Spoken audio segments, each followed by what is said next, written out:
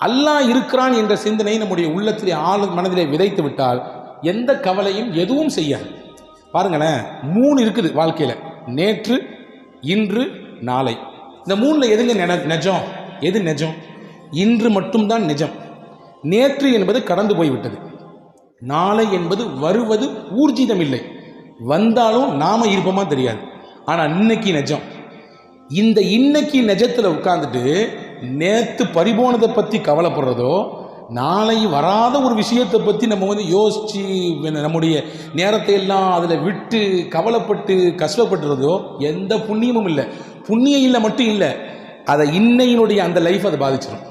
நேற்று நினச்சி கவலைப்படுறதோ, நாளையை நினைச்சு வருத்தப்பட்டு கொண்டிருப்பதோ இன்றைய அந்த வாழ்க்கையினுடைய ருசிகரத்தை அது போக்கிவிடும். எனவேதான் நல்லோர்களை பற்றி அல்லாஹ் சொன்னான், அலா இன்ன அவுலியா அல்லாஹி லா ஹவுஃபுன் அலைஹிம் வலா ஹும் யஹ்ஸனூன்.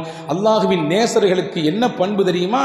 அவங்க கடந்த காலத்தை நினச்சி கவலைப்படவும் மாட்டாங்க, எதிர்காலத்தை நினச்சி பயப்படவும் மாட்டாங்க, எதையுமே கேர் பண்ணிக்க மாட்டாங்க, தட்டி விட்டு போய்கிட்டே இருப்பாங்க. இந்த பண்பு வேண்டும் என்று சொல்கிறது.